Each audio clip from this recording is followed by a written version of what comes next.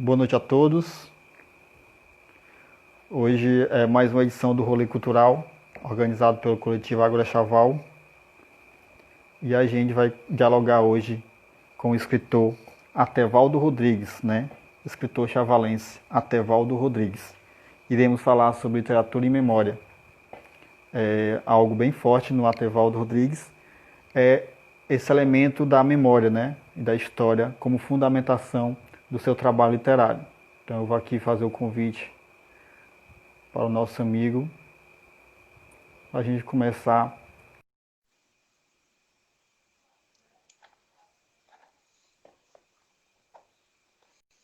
hoje mais uma edição do nosso Rolê Cultural. Boa noite mais uma vez, amigo. Tudo Boa noite. certo? Agora deu certo. Certo.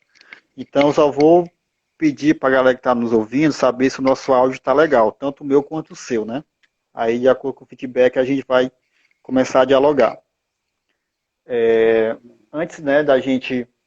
Aí o Wellington dizendo que é o tio, né? Dizendo que o ama, o Wellington Santos. Velho, o tio mesmo. Pois é. Atevaldo, você sempre já acompanha, né, a nossa página, nosso Instagram do Agro, já tem a noção do que é o movimento, do que é esse coletivo, né, de ideias que a gente vem fazendo em Chaval. Aí, antes de passar para a sua apresentação, eu vou fazer uma breve apresentação do coletivo, né, e o que é o Rolê Cultural, essa ação que a gente vem realizando nesse período de isolamento social que a gente vem passando. Então, a gente não pode fazer as ações no campo prático, no campo físico, né, a gente passou para essa questão da internet, das lives, e aí surgiu o rolê cultural, que é o diálogo, né? Então a gente vem Isso. dialogando há muito tempo, já com escritores, né, desenhistas, psicólogos, professores. Então a gente vem sempre abordando temáticas relacionadas ao momento que a gente passa, aí sempre com viés cultural, social, que relaciona com o Chaval, né? Então isso é o rolê cultural que a gente vem realizando nesse espaço, tanto no espaço do Instagram do coletivo, como também no Facebook do coletivo. Então hoje a gente vai dialogar com você aqui pelo o Instagram do coletivo Agro Chaval, né?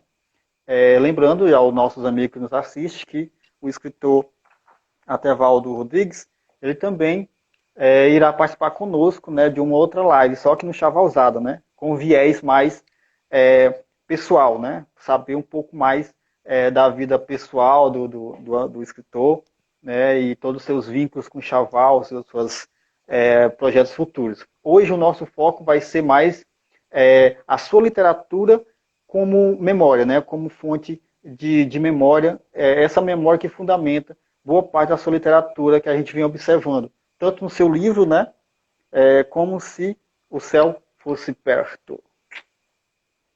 E também nas redes sociais, né, Facebook e Instagram. Algum retorno, saber se está tudo ok com o nosso áudio, se está tudo Ok, perfeito, pra mim áudio tá ok. 100%. O Wellington Vamos disse que ver está aí depois. ok. Ok aqui. Então, a gente vai dar início ao nosso diálogo. Tá ótimo aí Bem, a voz. certo. Bem, meu nome é Marcelo Silva, né? Sou de Chaval, faço parte do coletivo Ágora Chaval e venho aqui dialogar com o escritor Atevaldo Rodrigues.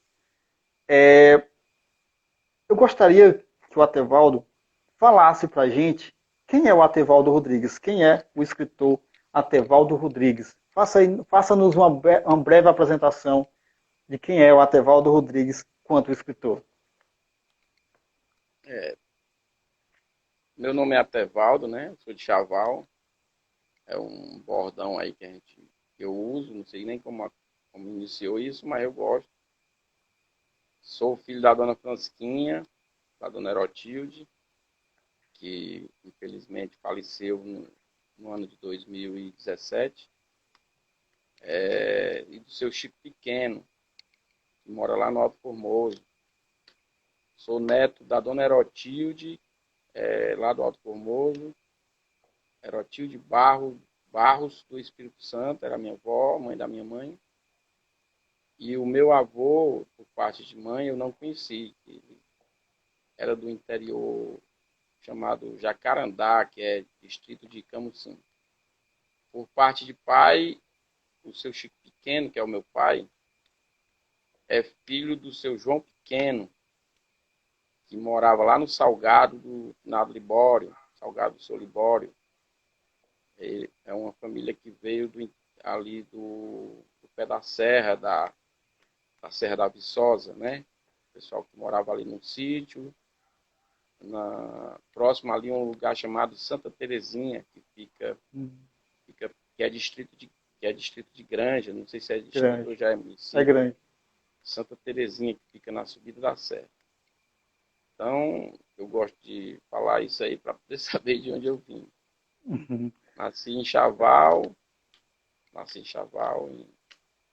em 1968, um ano emblemático. Morei em Chaval até 1988. E em 88 eu saí de Chaval, morei um ano em Belém, depois vim de volta para o Ceará, passei só por Chaval um pouco tempo e desde então moro em Fortaleza.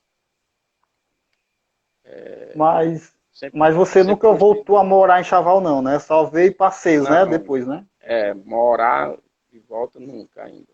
Tenho Uhum. planos, né? Mas a gente tem que ver como é que fica. Mas eu nunca me afastei, né? Eu nunca me E a gente desliguei. percebe isso pela sua poesia, né? A sua poesia está É, repleta de sentimentos nostálgicos, de memória. E a gente percebe que a boa parte da sua literatura tem essa fundamentação na questão do registro histórico e de memória. Então, quando você fala do porto, né? Quando você fala de uma moageira de sal, quando você descreve através das suas metáforas, de alguma forma você nos passa aquela imagem, né, como real para a gente. Então você registra uma memória, mas para quem está lendo é como se estivesse vivendo aquela cena. Então você, é como você disse, você saiu de Chaval, mas toda vez que você escreve Chaval, você mostra ao mundo que Chaval continua sendo você e você sendo Chaval. Né? Então a sua literatura como esse registro de memória. É, assim, essa forma de escrever, ela foi pensada ou é algo natural? Essa questão de que você escreve esses registros de memória que você acaba produzindo na sua literatura. isso aí surgiu naturalmente. Na verdade, eu escrevo desde muito tempo, desde o ensino médio, né? Eu lembro que meus primeiros textos é de 85, 84, eu acho que tem registro até de 82, muito tempo atrás.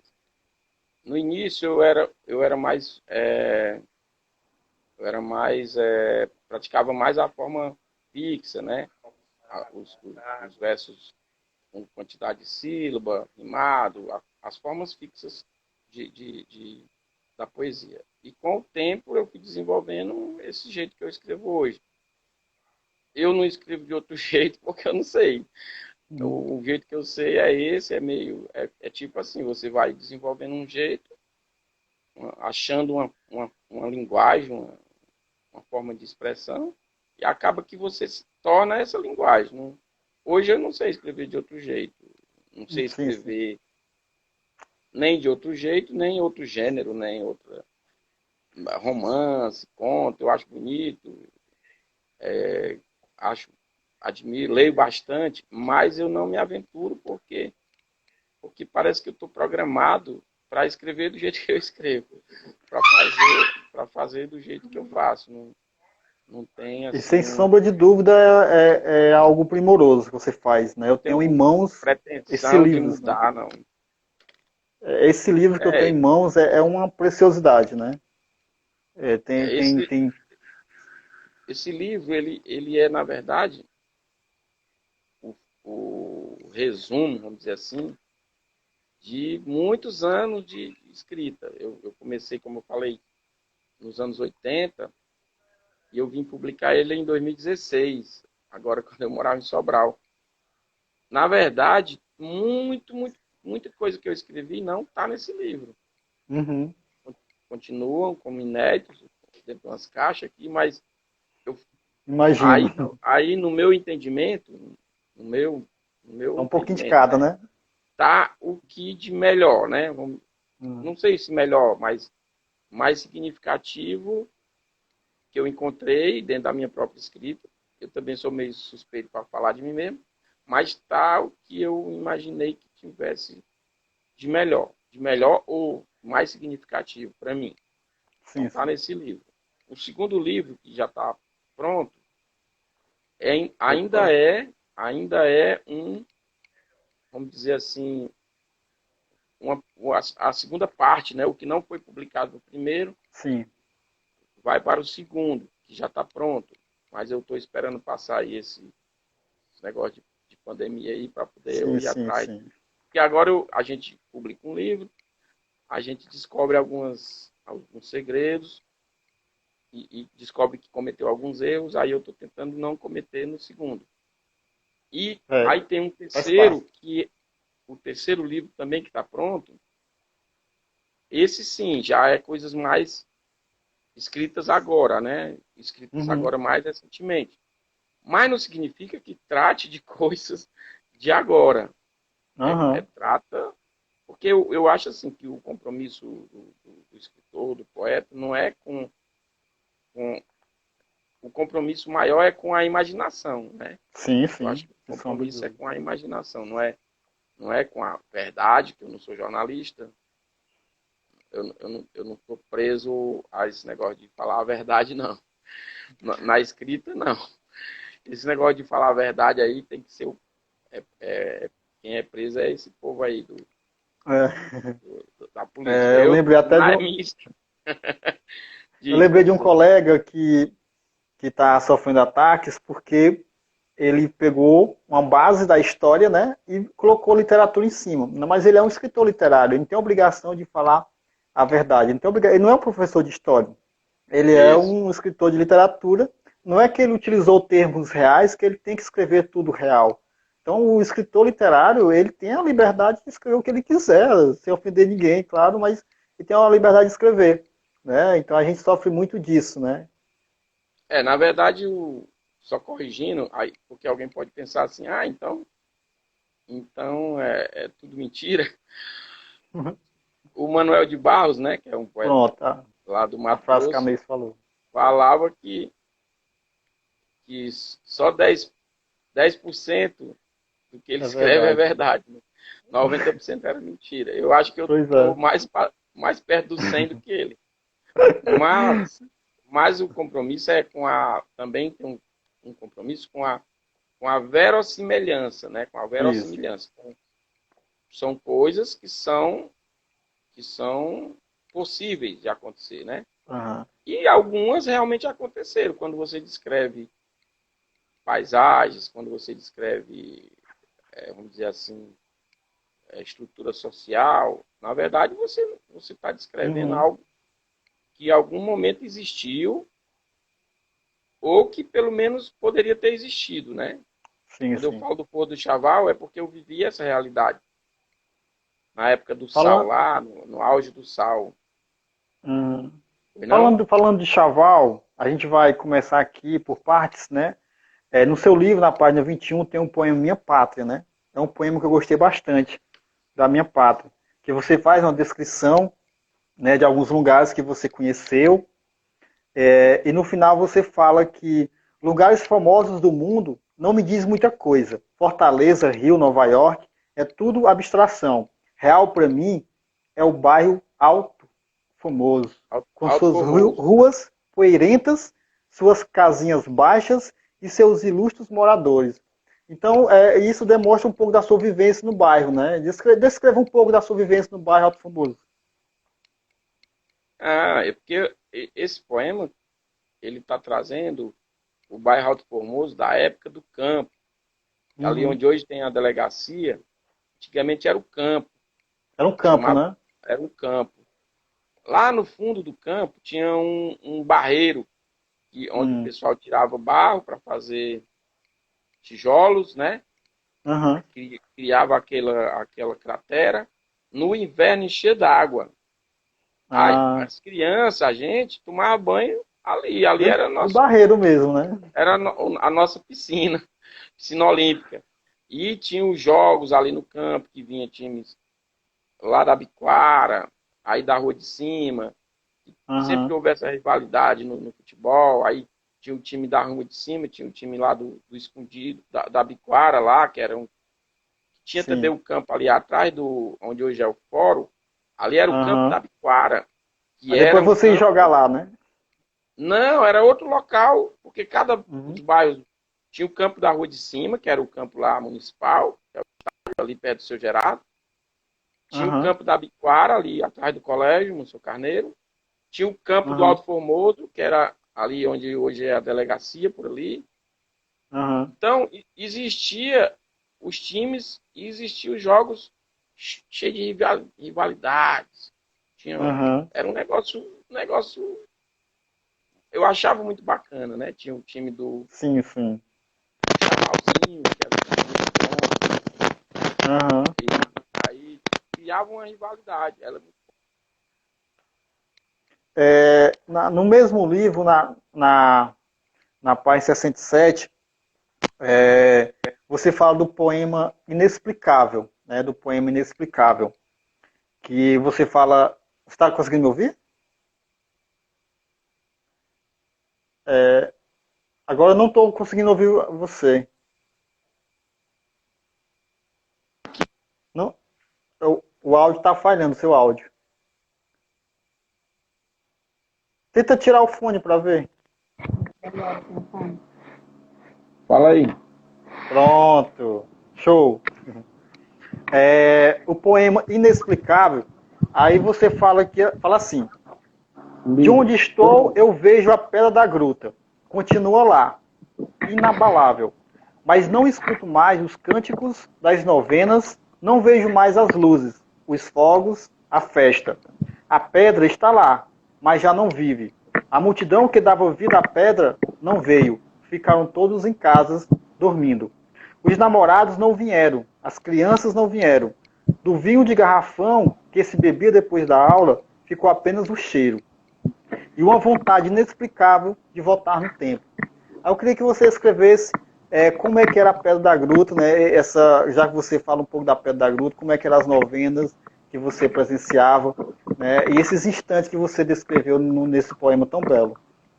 Então, na época das novenas, eu acho que ainda hoje é assim, eu estou até com, assim, estou em débito, eu fico me prometendo que eu vou no festejo aí, mas acabo não indo. Ah, Mas no tempo que eu morava aí, era um negócio animado, muita gente, a pedra ficava iluminada, e as pessoas ficavam ao redor, umas subia, outras não, tinha aham, crianças, e aquele pessoal mais idoso, tudinho sim, subiam os degraus bem devagarzinho, eu ficava observando, o pessoal, as famílias subiam com os seus, vamos dizer, os seus aham, idosos, né? sim, sim, A filha levava a avó, o neto levava o avô, ia subindo, os filhos levavam os pais, ajudando a subir. aham, Aí tinha uma celebração lá em cima, e depois as pessoas desciam, mas não todos de uma vez, ia ficando aquele movimento. Tinha umas uhum, barracas lá embaixo que vendiam as coisas. Isso era na época dos festejos. uhum, Nos últimos dias, como ainda hoje eu acho que é assim, aí era muita gente, muita gente. A cidade ficava cheia. Aí coisas que normalmente não existiam em Chaval, nessa época existia. Parecia sorveteiro, que normalmente não tem uhum, sorvete, não tinha na sorveteria em época, né? Chaval. Aparecia o sorveteiro, aqueles que faz na hora. Sim, sim, Aparecia gente vendendo algodão doce, essas coisas que normalmente não existiam. O que tinha em Chaval era uma pipoqueira, ali perto da esquina ali da farmácia Gerardo, e a dona Nanosa, que vendia laranja. Descascava laranja. era. Era Onde é que ela a vendia? do amigo do papai, rapaz. E era ela que vendia laranja, dona Nanosa. E ela Ela uma vendia vez, onde? Qual local que ela vendia? bem na esquina, ela ficava bem na Ah, esquina ali do. Tem a farmácia ali, aí para a esquina, para o lado do onde era o bar do seu Ernesto, o bar do Roberto, ela ficava na esquina do lado de cá, era o ponto dela. E a pipoqueira também ficava ali perto. Aí, na época das novenas, não, vinha gente, aquelas banquinhas de vender joias, vinha de gente de fora. Quando não era festejo, aí a gruta servia, quando terminava a aula, no Monsenhor Carneiro, a gente comprava um garrafão de vinho de 5 litros, subia e ia beber lá em cima. Aí lá em cima tem outros poemas que falam do que acontecia lá por cima. Eu lembro que o professor Robson foi quem iniciou esse movimento. Ele veio de Fortaleza, recém-formado, aí foi o nosso professor, aí começou a dar essa ideia. E aí a gente comprava o vinho, fazia a vaquinha, comprava o vinho, subia para tomar lá em cima. Aí bebia. O professor Robson, até que faleceu, o finado Robson, era muito meu amigo. Parceiro, sim. Um das pessoas que me incentivou a gostar de literatura, a escrever, foi ele. Sim. Uma das primeiras pessoas assim que eu conversei mais assim sério sobre isso. Era um grande incentivador. Cara, gente boa, amigão mesmo, do coração. Alguns comentários aqui, né, que o pessoal estão fazendo. O Hélio está dizendo que a dona Nanosa era a vizinha dele. Aí, deixa eu ver os comentários aqui. Vou passar aqui para ver os comentários. A mim diz que a Suzy está falando que é o tradicional sorvete, né, do festejo, né? Todo festejo tem que ter só aquele sorvetinho. É símbolo do festejo, né? Aí depois criaram uma fábrica lá de um colé que em Chaval chamava Quixuá. Eu não entendi porque esse nome, mas era o nome que chamava. Sim. O Hélio está perguntando, e a rádio do Robson? E a rádio que era o instante aqui? Pois é, o Robson trabalhou, montou uma rádio, mas isso foi depois que eu já tinha saído. Foi uma outra geração. Sim. Meu irmão, do Adecivaldo. Sim, certo. Aproveitando esse momento de lembrar o passado, em alguns poemas seus, pelo menos em um eu lembro de ter lido, a sua menção, né, ao famoso café do seu Cazuza, né? Café do seu Cazuza. Você traz uma memória, você traz um registro através de metáfora. Você tem... Que lembrança você tem desse momento do café do seu Cazuza, né? Era ali onde se não me engano, é ali onde a mercearia do Valnício, por ali, mas um pouco antes, talvez. Ali era o café do seu Cazuza, era por ali. Tem a loja da esquina ali, de roupa, né? Sim. Aí parece que era o segundo, a loja era a esquina, o próximo era o café do seu Cazuza. O Cazuza era uma figura, era uma figura. Ficava um fogão lá, de carvão, e o café lá direto fervendo. Toda hora que você fosse lá, o café estava fervendo. E existem muitas histórias de que ele era meio parecido com o seu Lunga. Mas aconteceu uma comigo. Uma vez eu fui comprar uns esquecidos. Ele vendia esquecido, uns bolinhos que acho que era a esposa dele que fazia. Aí a mamãe deu o dinheiro para me comprar 10 esquecidos. Aí eu fui, seu Cazuza, 10 esquecidos. Você ainda era pequeno, criança. Aí ele foi lá, pegou o saquinho e botou os 10 esquecidos dentro. Os bolinhos. E aí amarrou aqui a boquinha e me deu. Eu fiquei com medo assim, porque na hora que eu vi ele colocando, eu contei, e na minha contagem só tinha 9. Se eu chegar em casa com 9, a mãe vai dizer que eu comi um. Vou contar. Peguei, pastei assim um pouquinho, fui para uma mesa assim, no balcãozinho, botei os esquecidos e fui contar de novo. Ele viu, veio para cima de mim, danado, zangado, pegou na minha mão assim. O que foi? Eu disse, não, eu só tô... Você está desconfiando de mim? Vamos fazer isso. E não deixou eu contar, não. Você vai contar. Se tiver os 10, eu não lhe vendo mais. Se tiver 9, eu devolvo o dinheiro, você não paga. Você tá desconfiando de mim, rapaz? Eu sou um velho. Aí eu fiquei com medo, olhando assim pra ele pegado assim no meu braço. Aí eu, não. Eu não vou contar, não. Não vou contar não, senhor. Não vou não, pode deixar. Peguei. Aí ele olhou assim pra mim, bem forte, assim. Preste atenção. Disse assim comigo, me deu uma dor. Aí eu peguei, eu disse, corri pra casa, morrendo de medo. Aí quando cheguei em casa tinha 10. Se eu tivesse contado. Eita, pô. Ia pegar os cagaços dele, né? Ficou uma fera porque eu tava desconfiando dele. Certo. Aí o pessoal contava que um cara lá um cara de uma Topic lá, na época que vinha umas caminhonetes, comprou um lanche lá e ficou, e não tinha troco, era como se fosse R$10 e o troco era 5.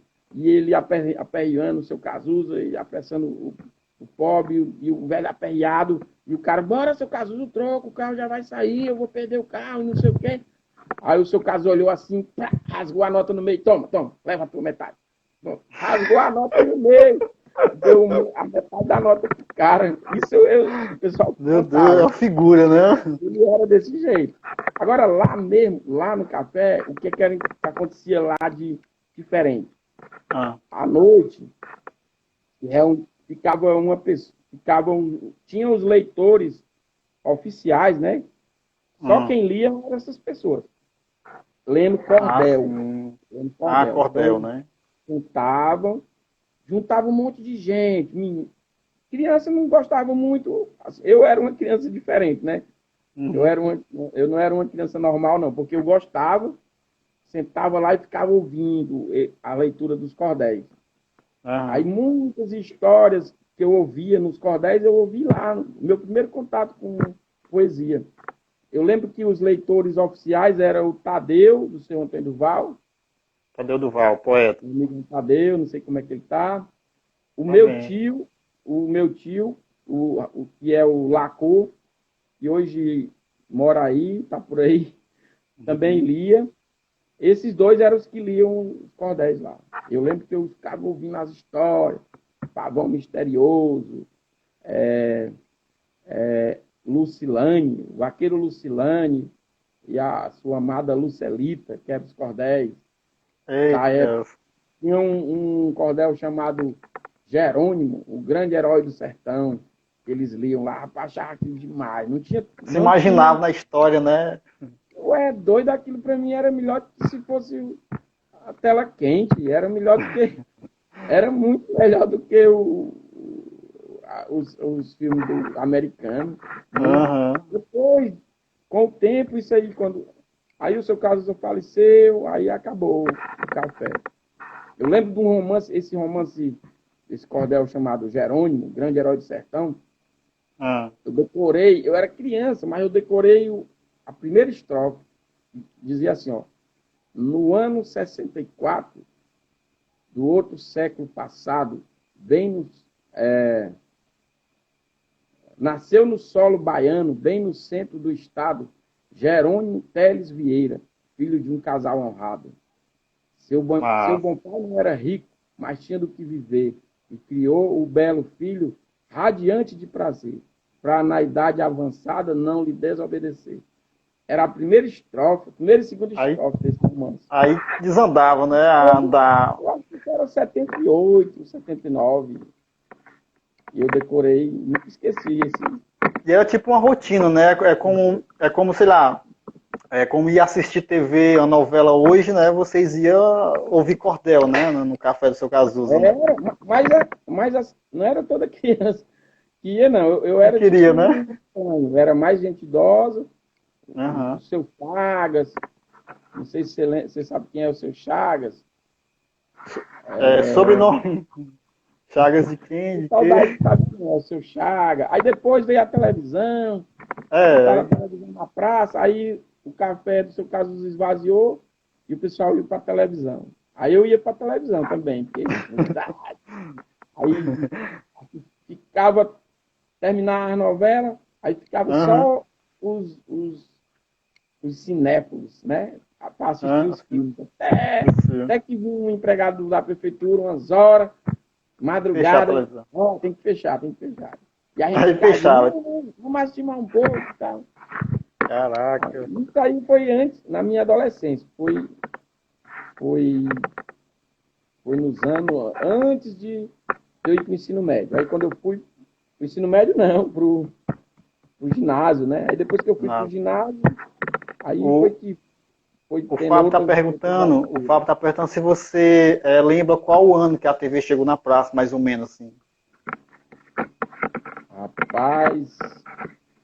Uma base, assim. 80, eu acho que foi em 80... Foi em 82, por aí, 81, por aí. Uhum.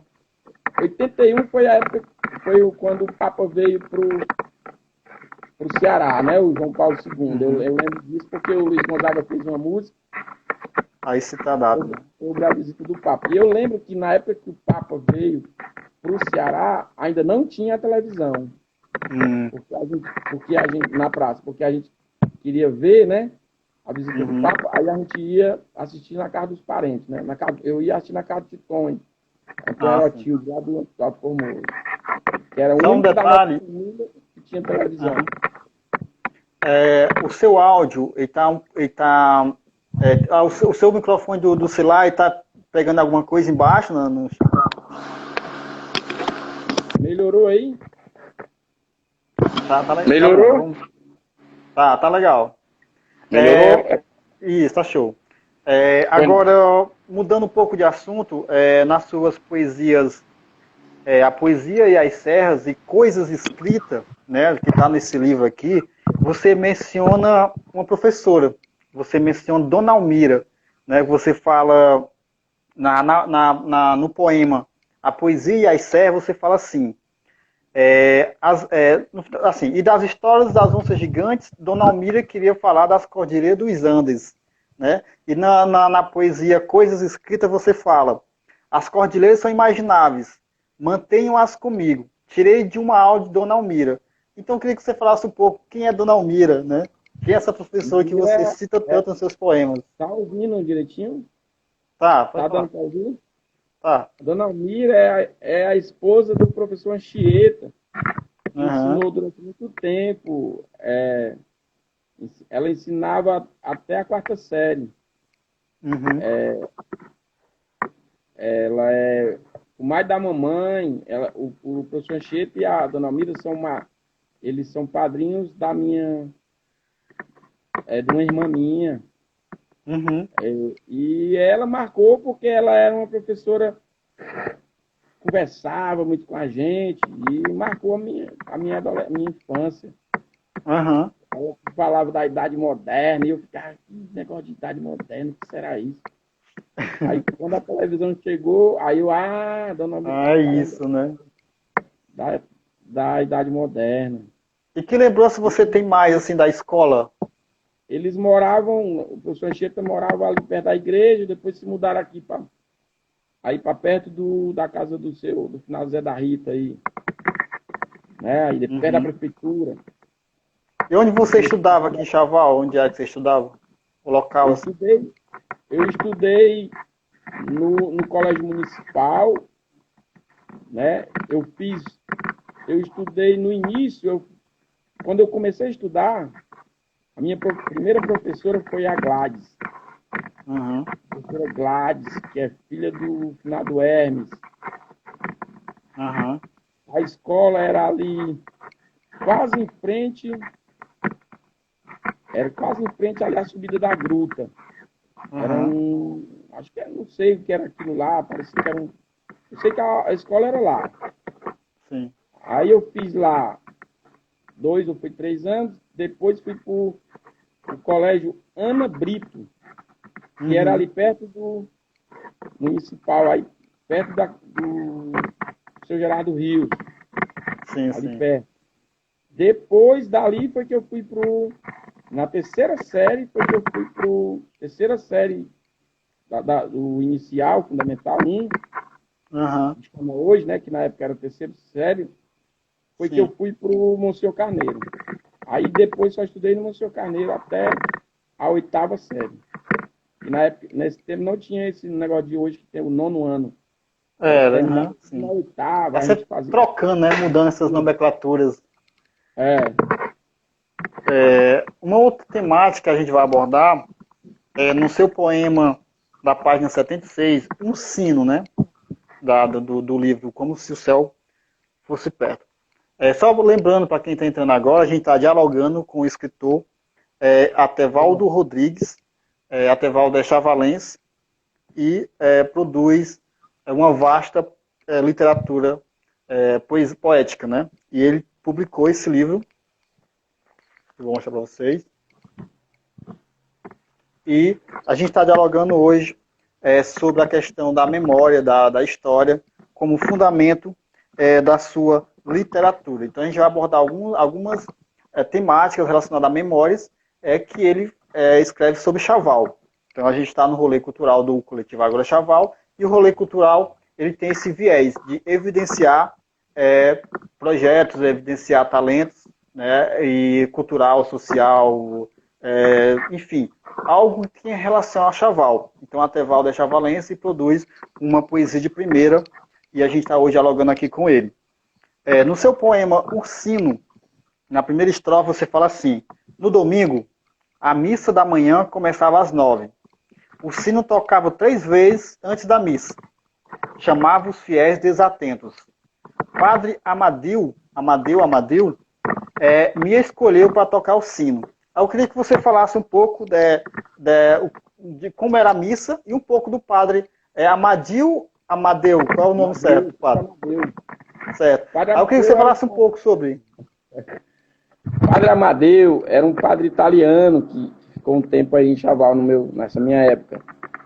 Então, a missa era como ainda é hoje, né? Eu acredito.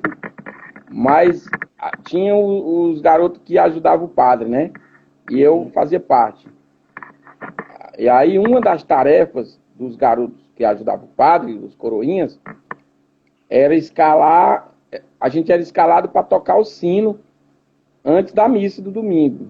Uhum. Então tinha os horários certos e você tinha que tocar o sino. Um dos coroinhas, bastava um, ficava responsável cada domingo de tocar o sino. Então eu ficava lá em casa marcando a hora. Quando dava a hora, faltavam tantos minutos, eu corria até a igreja. Subia as escadas de madeira, ranchendo, morcego voando. E subia até lá em cima na torre da igreja. Existia a possibilidade de você tocar o sino lá de baixo, que tinha umas cordas, você tocava, subia pouco e tocava o sino. Mas só que todos os coroinhas, a gente queria subir e tocar lá de cima. E aproveitava para subir e olhar lá em cima. Então a gente subia, tocava, aí ia para casa. Passava era de meia em meia hora, se não me engano. Aí vinha, tocava de novo. Aí na terceira vez era que já ia começar a missa. Aí a gente vinha, tocava a última vez, aí já ficava na igreja para missa. Você morava perto da igreja, nesse ir e vir? Perto não, é lá do Alto Formoso. Era correndo, vinha correndo. Correndo. Vinha, tocava, voltava. Eita. Me fala um pouco mais sobre o padre. Era comunista, o padre Amadeu. E aí ele ia para os aniversários, aí ele bebia. No início eu não entendia. Quando eu vi a primeira vez que eu vi o padre bebendo, eu fiquei louco. Como é que pode? Só na minha cabeça. Mas eu fui um aniversário na casa, sabe de quem? Na casa do seu moleque. Pai da Dulce. Pai da Maria Raimunda. Pai da Lidu. Da Ana. Eu fiz tudinho. Nós fomos um aniversário lá. Não sei se era um aniversário ou era bodas de prata ou bodas de ouro. Uma festa lá. Muito bonita. Uma festa muito organizada. Eu achei aquilo muito bonito. E o padre na mesa lá, tomando toda. E eu, caramba, eu ficava doido, porque na minha cabeça o padre não era para beber. Não podia, né? Porque eu fui entender que não tem nada a ver. Aí, lá nessa festa tinha, eu lembro dessa festa especificamente, porque tinha muita autoridade, os políticos, tá, todo mundo lá. Foi uma festa animada. O padre Amadeu, ele tinha a questão social também, ajudava, a questão mais social. Ele falou um dia na missa assim, quem for casar e precisar de um pedaço de terra para fazer uma casa, procure na casa paroquial. Oh, no outro dia era uma fila de gente. O padre passou da terra do santo. As terras de Chaval, tudo era do santo. Acho que ainda é mais ou menos assim. Tem alguma coisa ainda. Quem queria casar, dizia que queria casar, o padre vai lá e tal canto, meça lá. Aí o cara media lá, tá pronto, pode fazer a casa. Isso deu confusão pra caramba, gente que nem ia casar e inventou, e o padre acabou dando a terra. Eu acho que isso aí deu confusão até pro padre depois. Não sei como foi. Andou tendo umas confusões em relação a isso. Ele era desse jeito. O padre era meio... Quando ele ficava nervoso, ficava vermelho. Vermelho. Ele passou um bom tempo em Chaval, né? O Chaval tem uma boa identificação com ele, né? Até hoje. O povo gostava muito dele. O povo gostava dele pra caramba. Tinha os contrários, né? Sempre tem, né? Sempre tem. Sempre tem o contraditório. Agora, tem um poema que chamou bastante atenção também. É o poema A Velha Casa, né? Que você faz uma descrição, uma descrição muito íntima, assim, quando você observa, né, a literatura, as metáforas. Você acaba visitando essa velha casa que você descreve. Aí, eu vou até ler aqui, que eu acho muito bacana esse texto. Ainda ontem, eu visitei a casa onde nasci. Vi o pé de ata, a janela que dava para o porto, as paredes azuis. Vi o chão de cimento, a rede da Dedé na sala. Ouvi a sua tosse e senti o cheiro de morte. De vez em quando eu visito a velha casa. Descubro portas que não abri. Vejo parentes que já se foram. É assim que eu descubro quem sou. A velha casa não existe mais, na forma física, mas continua aqui comigo. E é para lá que eu vou quando não sei para onde ir. É um texto muito forte, né? Na verdade, existia essa casa. Na verdade, aí há uma junção. A casa onde eu nasci não existe mais, né? Mas no local próximo existia a casa da minha tia-avó, que era a tia Chiquinha, que era irmã da minha avó, que ficava lá no porto, ali no final daquela camboazinha onde hoje tem o Porto do Mosquito, no final ali tinha a casa da tia Chiquinha. Sim. E depois eu fui com meu pai, e o meu pai me mostrou exatamente o local onde era a casa onde eu nasci, o chão, o localzinho onde era a casa onde eu nasci, eu sei onde é, aí no porto. Sim. E essa casa que tem o cimentozinho vermelho no chão, e tinha a rede da Dedé, a Dedé era a filha, era uma prima minha, prima segunda, porque ela era filha da tia Chiquinha, que era irmã da minha avó. A Dedé era irmã do Domingos, irmã do Nego, irmã do Paulo Marinho, irmã da Eunice, que mora em Belém. A Dedé morreu de tuberculose. E durante um tempo ela ficava numa rede na sala dessa casa, tossindo. E a família toda, todas as crianças, né? Porque eu era criança nesse tempo, tinha tipo assim, a gente falava sobre, né? Vixe, ela é tuberculosa. E a gente não sabia o que era. E eu associava que tuberculoso era gente que era poeta. Eu achava que ela era poeta. Porque eu tinha uma visão do romantismo, das minhas poucas leituras. Sim. Aí eu pensava que ela era poeta, porque ela era tuberculosa. Só que eu tenho essas memórias. E conversava com ela, era uma pessoa boa de conversa. A Dedé é gente boa. A Dedé era irmã do Totonha, que é marido da minha tia Toninha. Que é a minha tia Toninha, que mora lá no Alto Formoso. Essa casa que eu falo nesse poema é a casa da tia Chiquinha. é um texto muito forte, né? Que quando eu li a primeira vez eu senti um impacto tão forte que até quando eu fiz aquele vídeo falando do seu livro eu não consegui ler esse texto. Falar direito. Né? E agora voltou a intensidade que é o texto, né? Você percebe um eu, né? Dentro da poética. Assim, né?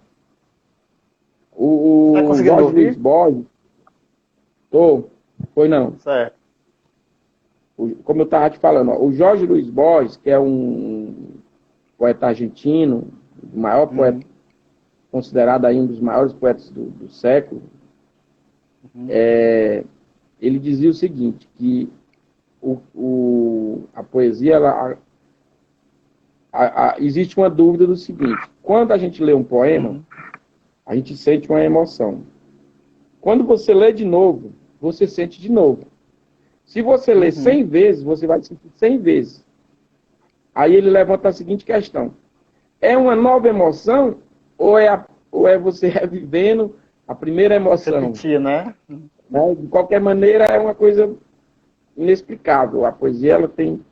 Se você lê o poema, qual é a diferença do poema para o texto normal? É essa. Porque se ele toca poeticamente, ele vai lhe tocar 100 vezes, 1000 vezes. Sim. Toda vida que você lê, vai tocar. Compreende? Essa é uma das maravilhas da poesia. A liberdade que ela nos permite, né? É só fazer aqui, o Adriano Meirelles está falando que a escola no Escondido, a escola do Escondido leva o nome do Padre Amadeu, né? Então lá tem essa homenagem para o Padre Amadeu no Escondido. O nome da escola é o nome dele. É o Adriano Meirelles? Deixa eu ver mais algum comentário aquaqui. Deixa eu ver mais algum comentário. Lá para ele e o irmão dele, o Marcos. Foi? Olha aí. Eu dei aula para ele e para o irmão dele, para o Marcos Meirelles. Ensinar as tarefas. Era? Era. Certo.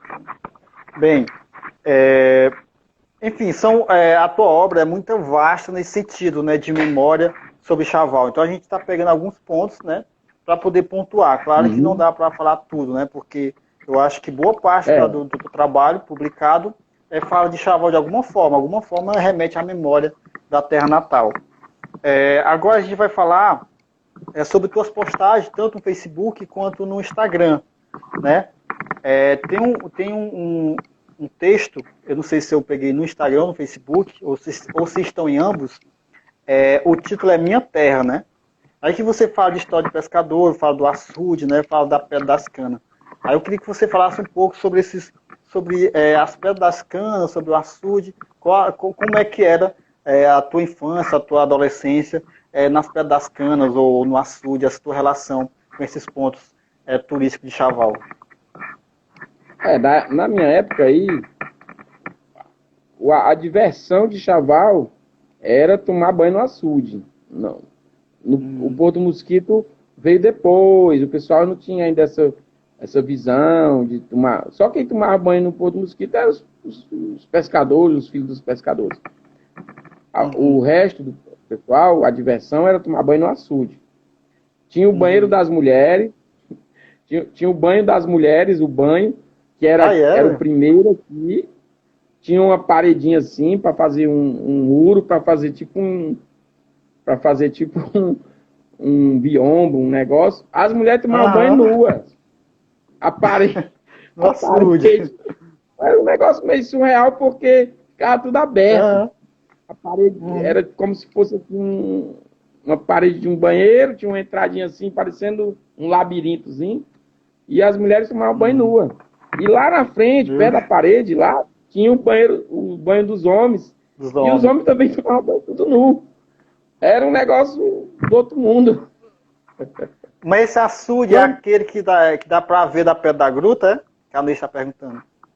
Aquele açude que agora está acabado, a parede arrombou e não foi recuperado. Quando ele ficava cheio, o pessoal tomava era bom demais. Tinha a pedra do meio, que era uma pedrinha menor, que ficava aqui, perto do banheiro, perto do banho das mulheres. E a gente tomava banho ali, tinha a Pedra do Calango, que era mais no meio, que era os mais corajosos. E os mais corajosos você fala no iam poema, da Pedra né? do meio, iam lá para a recordação, atravessavam nadando. Tinha uns que iam com boias de pneu de caminhão, e tinha os que iam nadando mesmo. Eu sempre fui nadando mesmo, porque aí eu atravessava até o lado da terra. Essa era a diversão. Quando a gente era Adriano tá menino. falando aí da famosa Pedra do Calango, né? Você falou também. A Pedra do Calango era. É tanta coisa pra gente falar, né? Que o tempo já tá indo embora. Só tem 10 minutos aqui de live. Aí, lembrando que para quem está assistindo, que o nosso diálogo ele vai continuar lá no Chavalzada, né? Um pouco mais aprofundado sobre a sua história, né? E a sua literatura de modo amplo. Então a gente vai marcar um dia. Até que saber se quinta-feira dá para você fazer com a gente no Chavalzada, no Facebook. Quinta-noite. Que dia? Quinta-noite Aí a gente vai acertar os detalhes, né, em box. Aí, lá a gente vai conversar mais, porque é muita coisa que você tem para nos apresentar. A gente já percebe que tem muita coisa para gente falar. Aí aqui a gente vai falar, para finalizar, a gente vai falar sobre o seu texto Porto de Chaval, que você fala sobre a moageira de sal, fala sobre caminhão, fala sobre que conheceu Chico Mercedes, né, Carão, Carrapeta. Quem são esses personagens? E como é que era essa moageira de sal? O pessoal de Chaval conhece, pô. Lá no Porto tinha o bar do Seu Murilo. E esse povo se reunia lá. Quem trabalhava nas moageiras, quem trabalhava... Existia várias moageiras. Aí tinha o seu Antônio Duval, tomava conta de uma. Aí tinha os outros que tomavam conta das outras. A Dulce, do seu moleque, era que coordenava lá o pessoal que empacotava o sal. E tinha o sindicato, tinha não sei se era a sede, mas era um prédio que funcionava o sindicato dos portuários lá, onde o pessoal se organizava para carregar os caminhões, era organizado. E no bar do Seu Murilo era onde a gente lanchava, e lá tinha de tudo, tinha os cabaré ali mais pro lado do Escondido. E aí foi lá que eu conheci esses figuras, o Carão, o Carrapeta, que era o Carrapeta é conhecido aí em Chaval, o Pata. Depois que o Seu Murilo saiu, aí o Pata foi que ficou tomando conta, botou o bar, e era o bar do Pato depois. Do Pato, Tinha outra pessoa que eu falo aí, é desculpa. À vontade. O seu Antônio Duval, né, que eu já falei, que era o pai do Tadeu, trabalhava lá. Mas era bom, tinha muito caminhão, os caminhõezinhos carregados, a gente vinha em cima das lonas, escondido. Lá do Porto a gente vinha, descia aí perto da praça. Rapaz,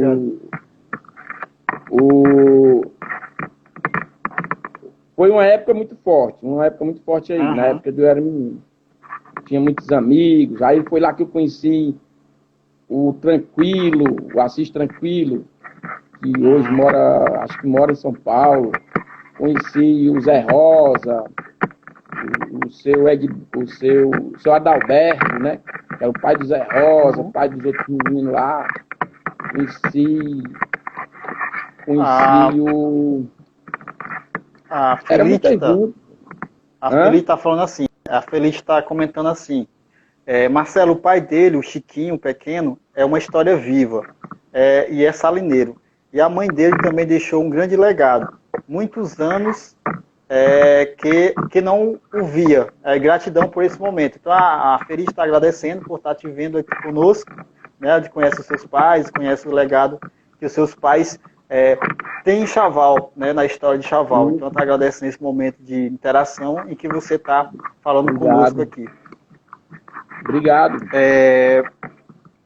E assim, eu agradeço demais. Faltam alguns minutos para a gente ainda. O pessoal quer que a gente faça uma segunda live agora, mas não dá para mim, né? O meu compromisso até 10 horas já tenho que estar em outro ambiente, né? Não dá para continuar. Mas a gente vai continuar nessa semana lá no Chavalzada, a gente continuar a conversar mais sobre isso. Marca, né? Uma continuidade, né? Pode ser, você pode ver porque aí. O pessoal estão gostando demais, o pessoal estão perguntando aqui, porque é a história de Chaval. Então, essa galera mais jovem não tem noção o que era Chaval, né? Então a gente não tem registro histórico, né? São muito pouco. Então, quando alguém fala um pouco sobre a história de Chaval, causa curiosidade. Ele que não conhece e aquele que viveu revive conosco, né? Nesse momento de interação. Eu ainda não falei nada do tempo da banda de música, porque eu toquei durante um tempo. Rapaz. Ainda nem toquei no assunto. Só a banda de música dá uma live. Pois vamos dialogar, né, inbox, para a gente falar só dessa temática, ou aqui, ou no Chavalzada, ou enfim, a gente vai conversar. Para finalizar, no seu poema Evocação, né, você fala do pé de tamarindo ao lado da igreja, né? Então esse pé de tamarindo ele é centenário, tem toda uma história, uma identificação com a religião e com a cultura de Chaval, né, o pé de tamarindo. Então, eu queria que você falasse um pouco das suas memórias com o pé de tamarindo da igreja. Mas todo mundo conheceu o pé de tamarindo, ainda está lá. Eu acho que ali a gente foi uma época que eu já estudava no Monsenhor Carneiro, então o debate, a gente estava começando a entrar no debate cultural, político, essas coisas. Os encontros que a gente conversava era ali embaixo do pé de tamarindo, sentar, fazer as rodinhas. Primeiro a gente ia para uma disputa meio maluca ali no degrau, que era ver quem pulava mais degrau lá. Pulava do primeiro, depois do segundo, depois do 10º. Um louco lá que pulava do 10º degrau. O Raimundinho do seu Nezinho, pulava lá de cima. Raimundo Araújo. Viu? Sim, aí ali o pé de tamarindo era o ponto de encontro.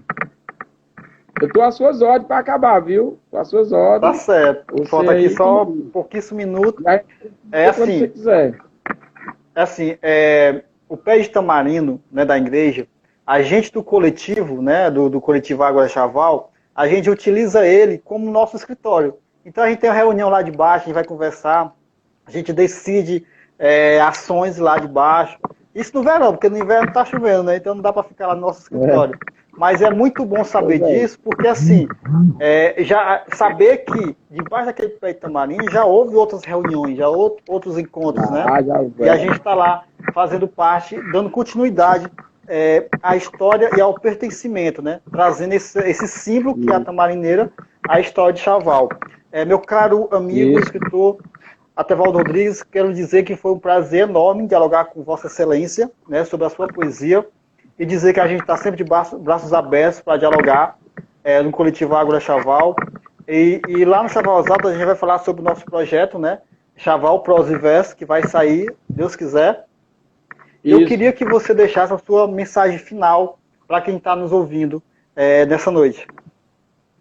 Então, primeiro, gostaria de agradecer a você pela oportunidade, o Hélito também pela oportunidade, e fiquei muito feliz de participar. E gostaria de agradecer a todos que, de alguma maneira, participaram, fizeram perguntas. Não deu para a gente responder, mas numa próxima a gente vai fazer uma só para responder perguntas. E estou muito feliz e muito obrigado. Boa noite a todos. Boa noite. Obrigadão, viu? Abração. Obrigado. Obrigado a todos. Tchau. E boa noite. A gente continua dialogando nas nossas redes sociais. Muitíssimo obrigado a todos e boa noite. Boa noite, obrigado. Vai desculpando alguma coisa. Valeu.